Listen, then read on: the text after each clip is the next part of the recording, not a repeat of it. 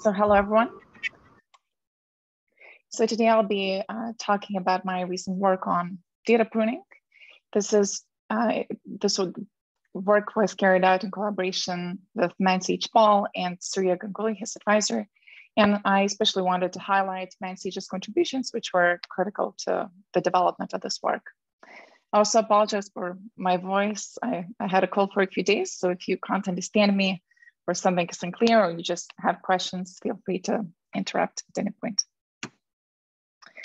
So with that, let me start. So in deep learning, there has been a lot of work on understanding generalization or how generalization is affected through, let's say, hyperparameter tuning, architecture choice, and things like that.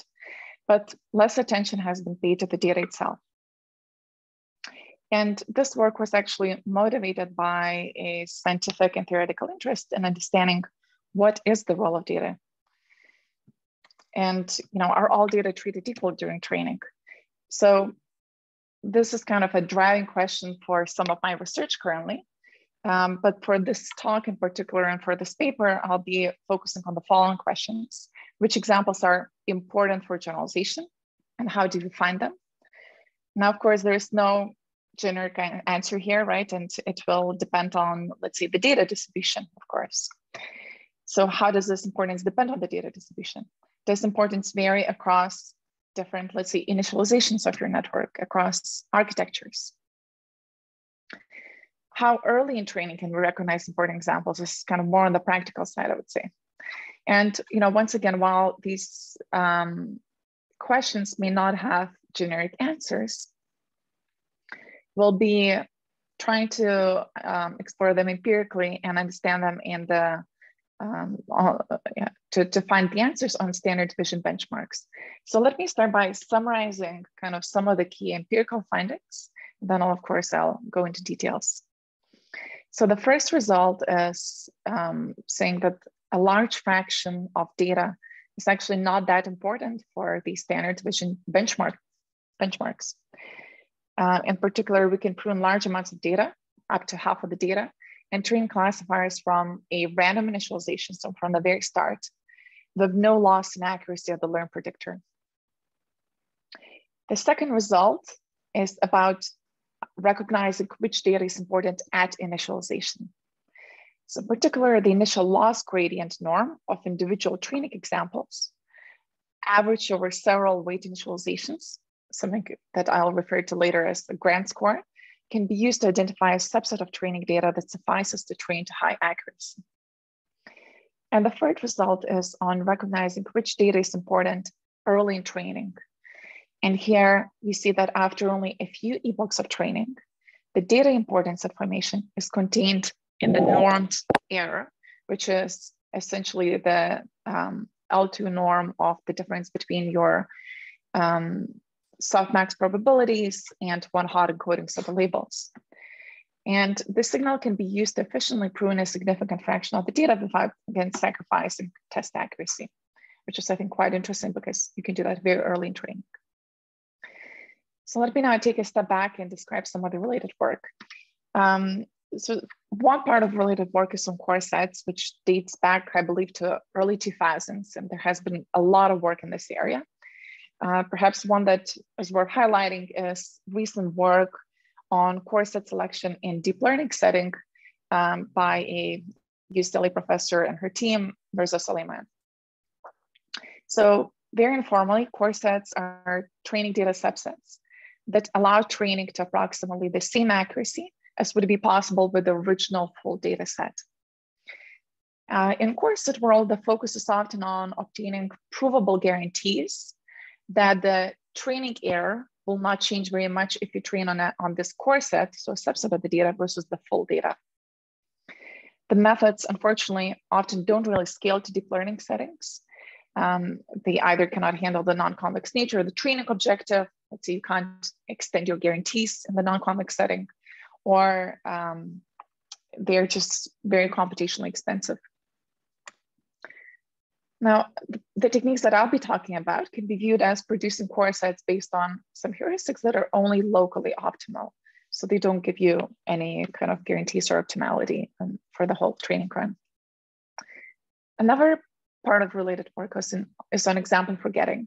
This is recent work by Toniva et al. And some follow-up work.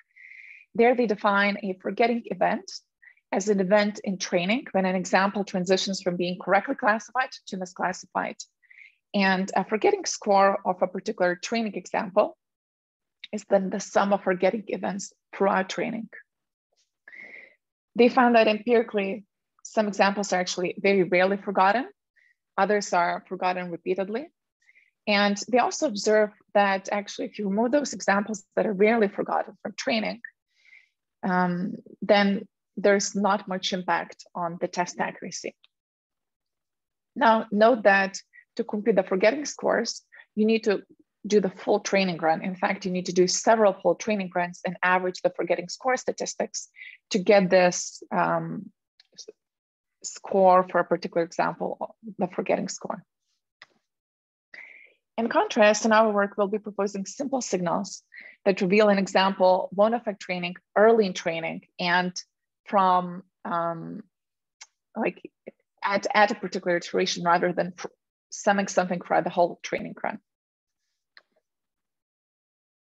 So how do we measure example importance? Let's 8 denote the algorithm that takes training data S as the input and outputs the weights, let's say, of your neural network.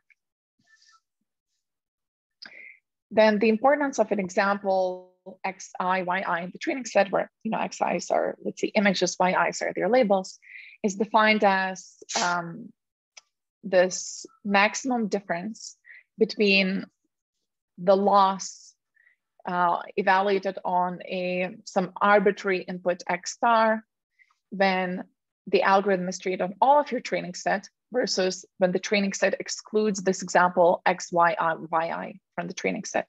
So how differently would you classify any given input if your training point is in the training set versus not? And the supremum has some funny things like, here the norm of the example should be less than 1, but really up to scale, I don't really care what the inputs are. And eventually I'll be averaging, or I'll be kind of not paying attention to that part. So it's really just kind of how does the loss change, or how does the output and the function eventually changes as I remove the training point from the training set. So removing an important example from the training set would change the learned function. And that's what we're measuring. How much would it change in terms of the loss? So this definition is nice, but of course it's really impossible to kind of compute this or have a good approximation in a deep learning setting. So our approach is to find a local one gradient step approximation to this definition of example importance by analyzing the expected change in loss of any input over this one gradient step. So once again, we cannot, of course, expect that this approximation that we do is accurate for the whole training run and in general settings. But as we'll see from the experiments, that having this local approximation actually gives you a pretty good approximation for the full training run. So we can ask empirically, is this local approximation informative of what examples are important for the full training run on standard vision benchmarks? So how do we use local statistics early in training to rank importance? At initialization, we'll be scoring each example importance by the expected gradient of the loss function evaluated at this particular example, x, y, yi. And we'll call this the grand score. So here the expectation is taken over different initializations. So basically we just average the gradient norm over different initializations on individual examples. Early in training, we'll have a slightly different objective. So we'll see that from the experiment, the grand score, so the score that we can compute at initialization based on the gradient, is actually well approximated by the norm of the error vector, which we'll call Altune score. And one connects to the other by dropping logic gradients, actually. So if you were to expand the gradient of the loss, like write down kind of,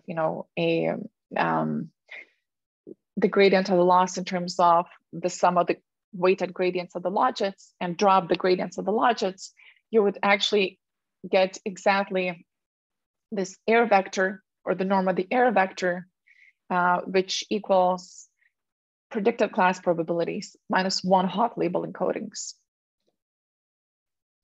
And this new score, Altune score, actually provides even better information for data pruning across a wide range of data pruning levels, very early in training. So just to summarize kind of what I've been saying, is that, you know, overall, we want to capture example importance by computing, in the ideal world, how much will our function or the loss in an arbitrary input be affected by removing this training example from the training set. We do so via one-step gradient approximation, and which turns out to be simply the norm of the gradient up to scale, of course, which we call the grand score. And this can be further simplified to this norm of the error vector, which is the difference between your predicted class probabilities minus 1 hot label encodings. Okay, so before I go into results, are there any questions there in terms of kind of what the example importance is or what the scores are? Okay, I'll continue then.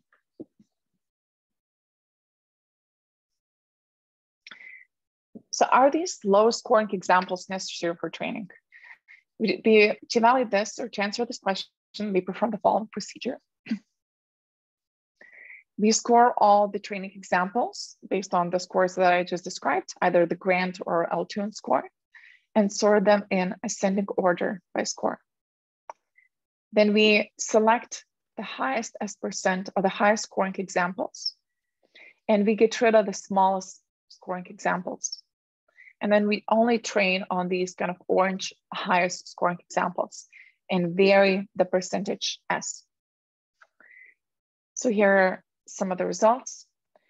These results are for CIFAR 10 trained on ResNet 18, or ResNet 18 trained on CIFAR 10. On the x-axis, we have the fraction of the data set that we trained on, so that percentage S, how many of the highest score examples we select. On the y-axis, we have the final test accuracy of our predictor that's only trained on a fraction of the examples from initialization, from any random initialization. As baselines, we have this purple dashed line on the top, which is the performance we can achieve with a full training set. And another baseline is random pruning, which is this red line on the bottom. So what we exclude the same fraction of examples, but selected at random. Another baseline is pruning based on the forgetting scores. So we compute those forgetting scores. So we sum, for each example, we sum the number of forgetting events. So then it goes from correctly classified to misclassified over the first 10 epochs of training. And then again, kind of, this is a score of your example, and we prune the small score examples. And this is the orange line here, which requires potentially kind of more training and collecting statistics throughout the training run. And the blue and the green are our scores. So the blue one, or let me start with the green one. The green one is the grand score, which is computed. So the score is the expected size of the gradient at initialization, where the expectation is so we're taken over initializations. So the score is actually computed at initialization, but any training. And the blue is the Altune score computed early in training at epoch 10. So we train multiple runs for 10 epochs and then compute this norm of the error vector and score examples based on that.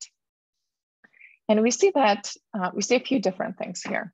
So one is that with our best scores, so let's say Altune score, we can actually, for some fractions of the training set, some pruning levels, we can actually do better than training on the full training set, which is, I think, quite interesting, or at least approximately as well.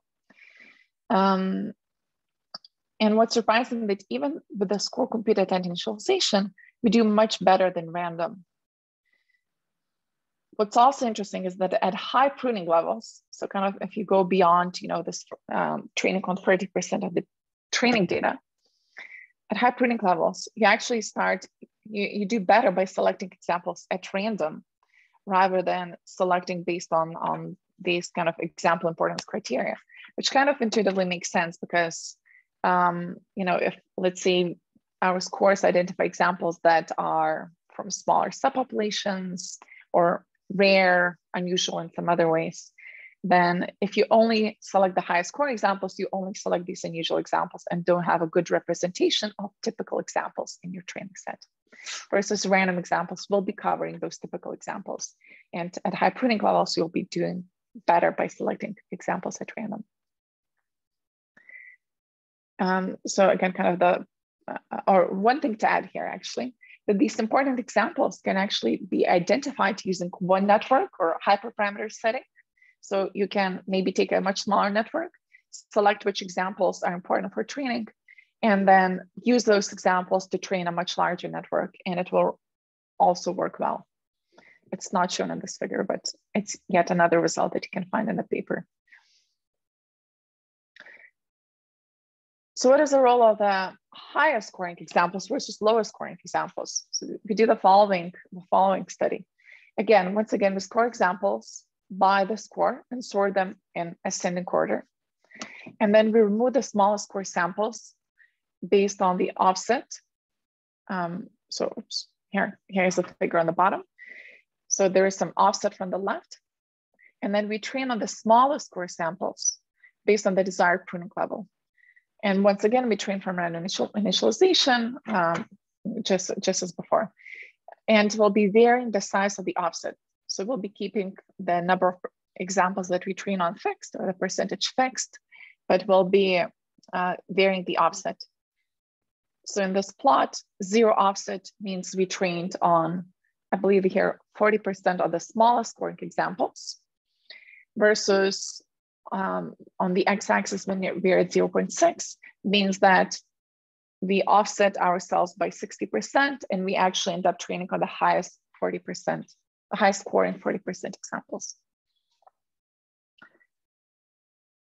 So on the left-hand side, we have just standard training set, again, C410, I believe, and the same baselines, no pruning, which is the purple line, random pruning of 40%, which is the red line. And the blue line is pruning by the Altun score with this particular offset indicated on the x-axis. Once again, we see something quite interesting. So first of all, just as expected, training on the smallest score examples does worse, and you do increasingly better by shifting your window or the examples you train on to the higher score up to a limit. So here on the right-hand side, in the other extreme, when we train on a small fraction of the highest scoring examples, we actually see that we start doing worse. And we believe that this is quite likely due to the high scoring examples containing outliers and very atypical examples that are not really useful for generalization. And in fact, if you, in the paper, we have visualizations of these examples, and indeed you'll see that, you get examples like the Bear on the truck, and it's unclear how to actually classify it. On the right-hand side, we performed the same experiment, but where 10% of the training set labels were randomized. And really making this effect that I just described for the left-hand side figure even larger.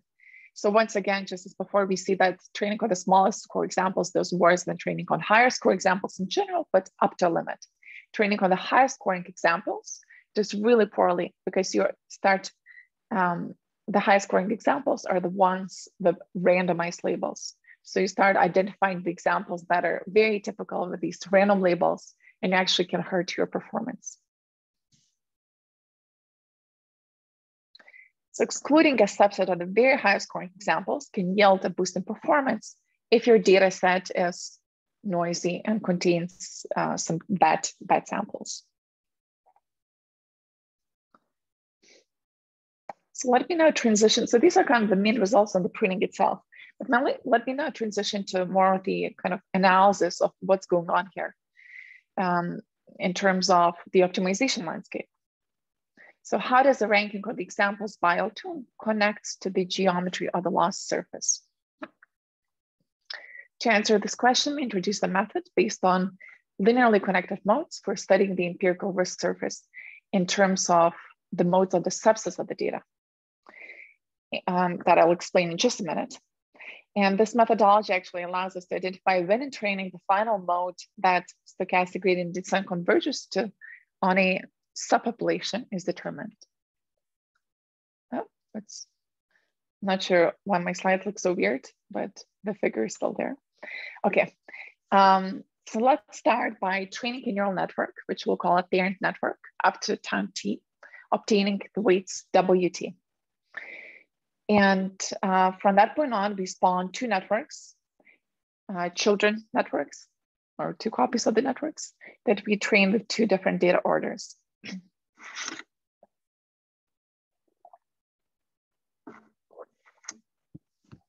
So everything is the same. We start from WT, but we train these copies of the network with different mini-batch orders and different GPU randomness.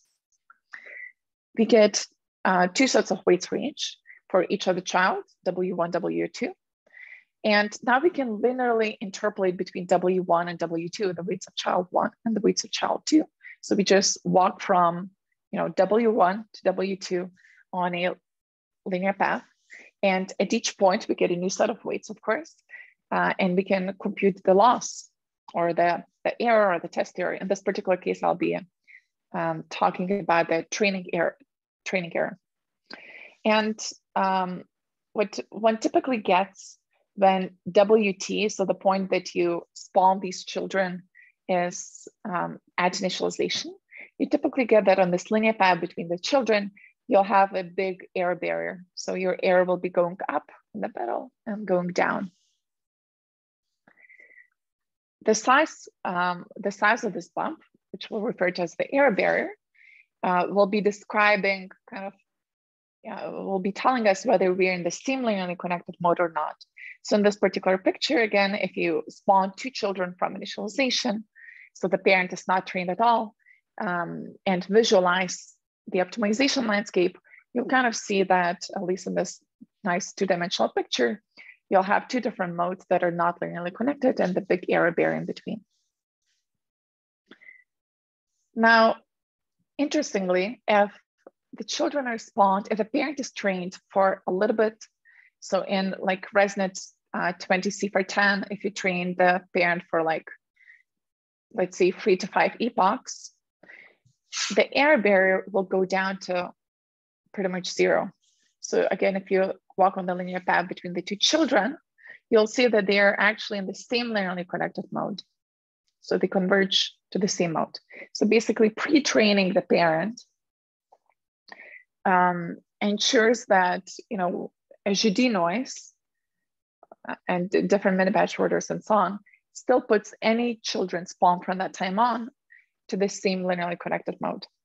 And this phenomenon, we refer to this as linear mode connectivity. And we have a paper from a couple of years back at ICML on linear mode connectivity and connecting the stack to the logarithmic hypothesis. If anyone is interested, to check it out. I'll be referring to this as linear interpolation stability, which measures the stability of stochastic optimization in terms of this error barrier. So, you can think if there's a large error barrier, let's say if I spawn children from initialization, I cannot really control which minima I'll go to. Versus later in training, the optimization is a lot more stable. I always converge to the same mode, to the same linearly connected mode. Linear interpolation stability differs significantly for the data that actually we can prune and the data that we need to train on for maintaining good generalization. So if you were to measure this error barrier instead on, so when we interpolate, we compute the average training error. But if you measure this training error on subsets of the data, so not on the full training set, but let's say on the smallest O2 score examples and the largest O2 score examples, then you'll see that there are massive differences. So here we see on the x-axis the spawning epoch. So the time, for how long did I couple the children for, how long the parent was trained for. And the orange line is showing how the error barrier drops off for the children, for when the error barrier is computed on the smallest Hilton score examples. The green line computes the error barrier on the largest Hilton score examples, and blue just on a random subset, so essentially represents the full training set. And in all the settings that we test, the free data sets, different networks, we see that the smallest score examples have very small error barrier. So while the error barrier of low score samples disappears very early in training, the error barrier for high score samples remains high even for very late spawning epochs, like 20 and beyond. So in summary, linearly connected mode at convergence is determined much earlier for low scoring samples, right? So for low scoring samples, very early in training, they're determined to arrive at a particular linearly connected mode for this subpopulation. So if I have time still, let me take a little bit of a detour and connect this example importance to another kind of ball study of phenomena in deep learning. So let me talk a little bit about linearized training, and then I'll get back to example importance and data pruning. So the hypothesis that I had after doing a lot of these linear mode connectivity experiments and kind of looking at the training dynamics of neural networks was that perhaps the training dynamics become linear when the optimization becomes stable. So in particular, you may have heard of the work on neural tangent kernels, which there has been a lot of work in this area in the last few years, saying that infinite neural networks, the dynamics of infinite neural networks can be, at the right limits, of course, when your initialization is appropriate, the learning rate is appropriate, can be approximated or are linear in this infinite width of the network regime. Now, this is not generally true for standard width deep neural networks and standard training regimes. And it's been shown that there is a gap between the two. But perhaps a little bit into training, the dynamics become linear. So in particular, as I mentioned, after 5 epochs of training, ResNet 20 and CFR10, we see that we have linear mode connectivity. So any children spawned from that time on will be in the same linearly connected mode. And it's reasonable to make this hypothesis that I pose here, that the training dynamics also become linear when we have linear interpolation stability. So we can test this. We train a network up to time t, then we linearize the network, which means we fix the representation through Jacobian, so kind of the gradient of the logits, which we call a data-dependent kernel or an empirical neural tangent kernel. A data-dependent empirical NTK. Then we continue training the weights of this linear model, so with this fixed kernel that we just computed, and potentially at a lower learning rate.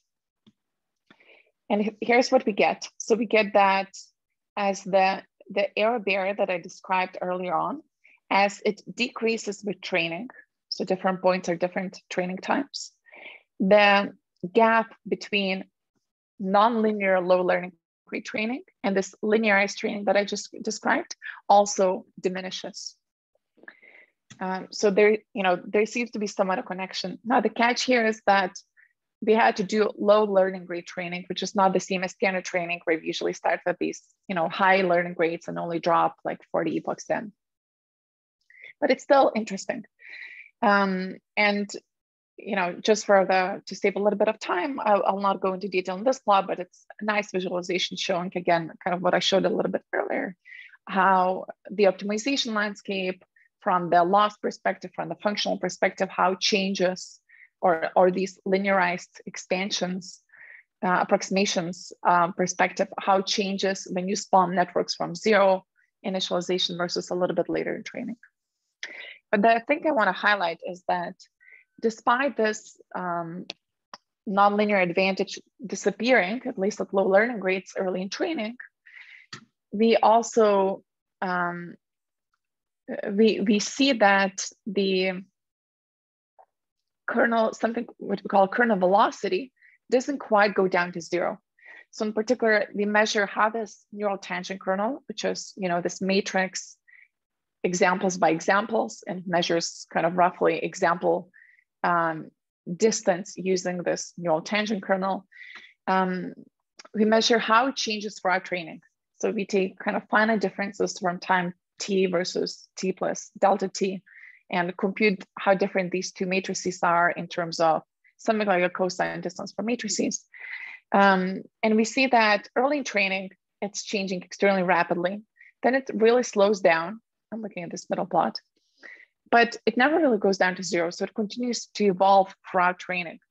So it's never really, while the theory says that in the infinite width limit, the NTK should be fixed or it barely changes and your dynamics are linear, in the deep neural network setting, we see that it's never truly linear. It continues to evolve. So I said all these things maybe to kind of just repeat because it was pretty fast, especially if you're not familiar with this. We study the evolution of the empirical neural tangent kernel, which is this product of Jacobian transpose, so logit gradients for training. The NTK velocity, this finite difference approximation to the velocity, drops off early in training and then becomes constant but non-zero for the rest of the training. And change in acceleration correlates with onset of linear mode connectivity. So this is this last plot here. We see that as the test error goes to zero, also our kernel velocity becomes constant and diminishes. So it's interesting to ask what drives the evolution of the neural tangent kernel, right? Why does it continue to evolve throughout training? And really kind of how data diet work started is that, I had a hypothesis that the NTK velocity may be driven by a fraction of the training examples rather than all the training examples, right? We know that there are some examples that are easier than others. Perhaps the NTK evolves because some of the examples just are still not fit. You're changing their representations a lot and the NTK will be evolving. We can of course test this. So we score the training examples based on our Altune scores. And we measure the velocity of the NTK submatrix. As I said, NTK is, for those less familiar with the NTK, it's the examples by example matrix, roughly measuring example similarity. So we only measure how the submatrix evolves on the smallest versus largest score training samples. And here we see the example index. So we kind of take a sweep through the example scores. So 0 means we take the small score examples, close to 50,000, we look at the high score examples, at the submatrix of the high score examples, and we measure the kernel velocity only of these submatrices at around epoch 10 and 20, it doesn't really matter when you measure. But we see that consistently for both cases, that the kernel velocity is much smaller for the training examples that have small Altune scores, so that have less impact on your training dynamics, or are, I shouldn't say that because it's not quite accurate, but are not necessary for producing the same predictor, same performance predictor. So, which is, I think, quite interesting. Basically, it says that the kind of non-linear training differs from linearized training, in particular on these hard examples, the important for training examples. Let me just quickly summarize.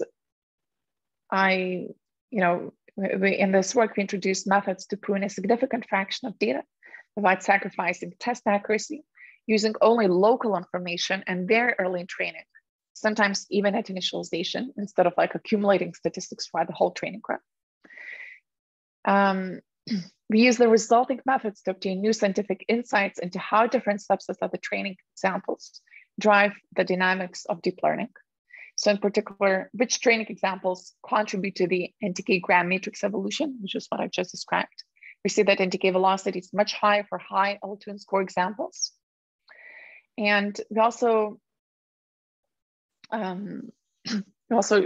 saw how the ranking of the examples by L2 scores connects to the geometry of the loss surface. The loss landscape derived from the easy examples, so the small L2 score examples, is quite flat in the sense that error barriers between children as a function of spawn time rapidly diminish. So on those easy examples, we're like quickly constrained to converge to a predetermined mode. Versus on harder examples, we see that the loss landscape is rougher and with high error barriers that persist for longer spawning times. So that's it for today. Thank you very much, and I'll be happy to take questions.